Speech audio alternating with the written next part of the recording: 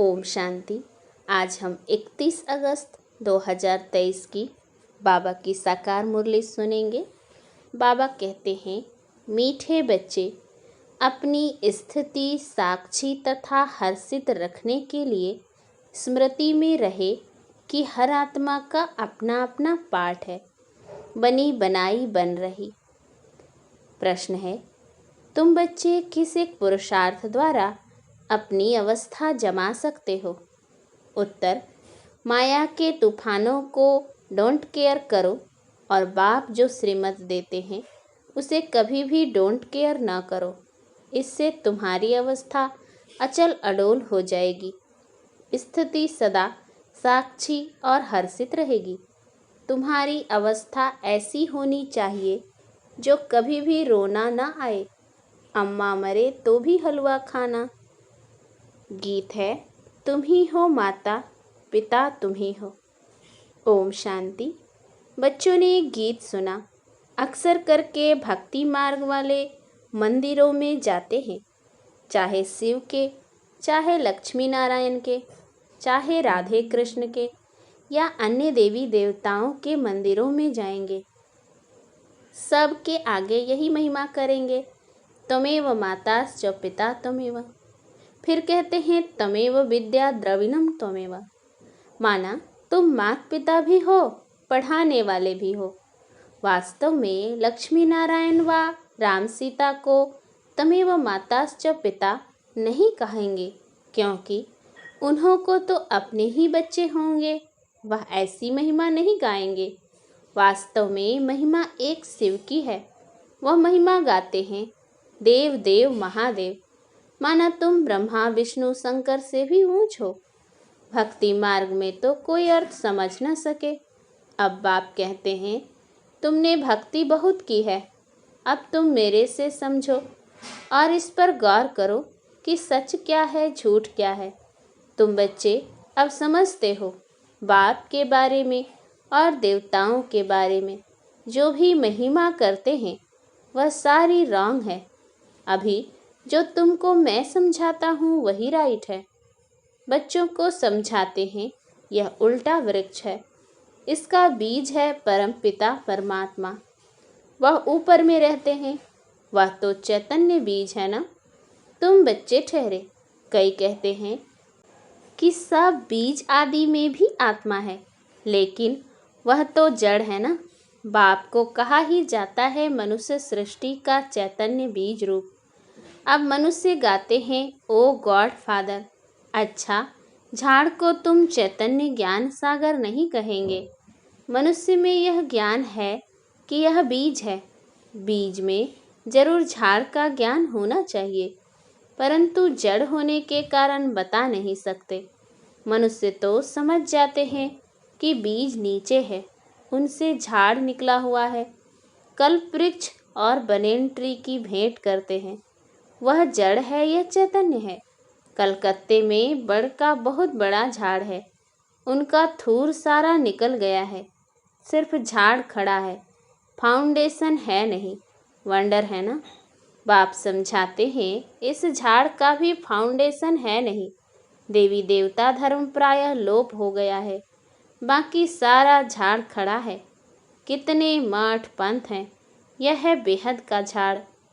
बेहद का बाप बैठ समझाते हैं।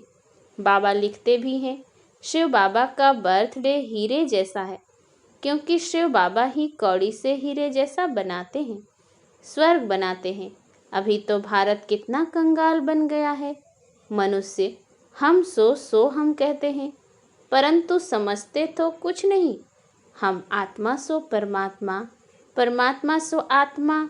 यह ढिंढोरा सन्यासियों ने पिटवाया है। तुम अर्थ सहित जानते हो। हम सो ब्राह्मण बने हैं, फिर हम सो देवता बनेंगे, फिर हम सो क्षत्रिय वर्ण में आएंगे। आत्मा कहती है, हम इन वर्णों में जाएंगे। हम शूद्र थे, अभी हम ब्राह्मण कुल में आए हैं। परम पिता परमात्मा ही सबको रचने वाला है। ब्रह्मा विष्णु शंकर देवताओं को भी रचने वाला वह है। अभी बाप बैठ बच्चों को समझाते हैं। तुम कहते हो तमेव माता च पिता तमेव। तो माता भी यह बरोबर है। बाप बैठ बच्चों को बहलाते हैं। भक्ति मार्ग में मीरा भक्तिन थी, वह है भक्तमाला। ज्ञान माला भी है, ज्ञान माला का नाम है रुद्रमाला। रावण माला नहीं कहेंगे, रावण की भक्ति तो नहीं करते, राम माला है। भल अभी रावण राज्य है, परंतु रावण की माला नहीं होती, भक्त माला होती है। असुरों की माला तो नहीं होती। भक्त शिरोमणि में एक तो मीरा है, उनको श्री कृष्ण का साक्षात्कार होता था। लोक लाज सारी खोई थी। सेकंड नंबर में शिरोमणि भक्त कौन है? नारद। हाँ, उनका गायन है, दृष्टांत दिया जाता है। यह तो सब बातें बैठ बनाई हैं, रियल नहीं है। बाप कहते हैं कि मेल फीमेल सब सीताएं हैं, सब रावण की शोक वाटिका में हैं।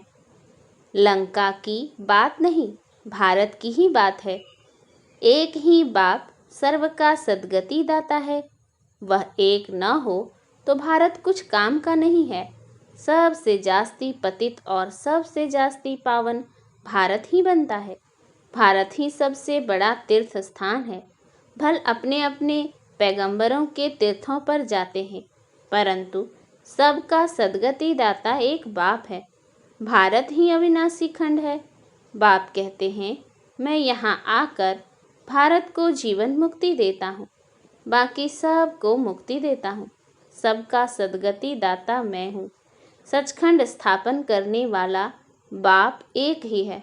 सचखंड में राज्य करने के लिए बच्चों को लायक बनाते हैं, खुद राज्य नहीं करते। बाप बैठ समझाते हैं, मैं कल्प कल्प आता हूँ भारत को सद्गति देने, बाकी सबको गति में वापस ले जाता हूँ। हर एक मनुष्य मात्र की जो आत्मा है, हर एक में अविनाशी पाठ भरा हुआ है। इसको कहा जाता है बनी बनाई बन रही, अब कुछ बननी नहीं। समझो किसका बाप मर गया, उसने जाकर दूसरा जन्म लिया, अब रोने से क्या होगा? साक्षी होकर देखना है। यह ड्रामा है, इसमें रोने की दरकार नहीं। गृहस्थ व्यवहार में तो रहना है। अम्मा मरे तो भी हलवा खाओ, बीवी मरे तो भी हलवा खाओ। यह उन्हों के लिए है जो गृहस्थ व्यवहार में रहते हैं। तुम्हारी अवस्था ऐसी होनी चाहिए जो कुछ भी दुख न हो, बेहद के बाप को याद करते रहना है। इतनी अडोल अवस्था होनी चाहिए जैसे अंगद को रावण हिला नहीं सका। माया है बड़ी जबरदस्त।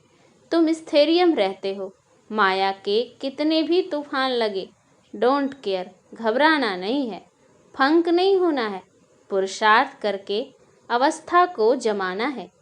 बातें तो बहुत अच्छी समझाते हैं, तुम समझते हो हम पार्वतियाँ हैं।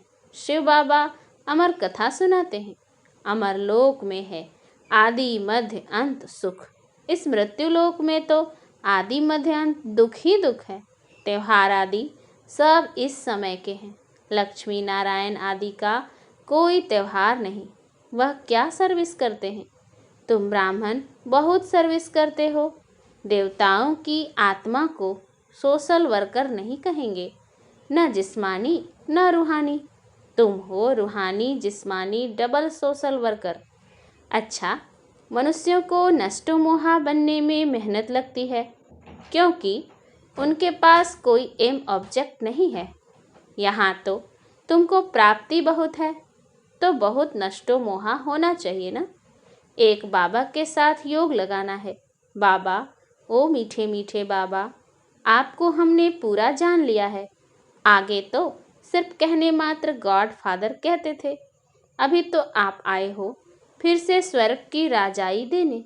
यह कलयुग तो कब्रिस्तान होने वाला है, इसीलिए हम इसको क्यों याद करें? बाप कहते हैं, इस कब्रिस्तान में गृहस्थ व्यवहार में रहते मुझे याद करो। यह तो बहुत सहज है, जैसे भक्ति मार्ग में मनुष्य श्री कृष्ण की पूजा करते रहते हैं। बुद्धि धंधे धोरी में भागती रहती है।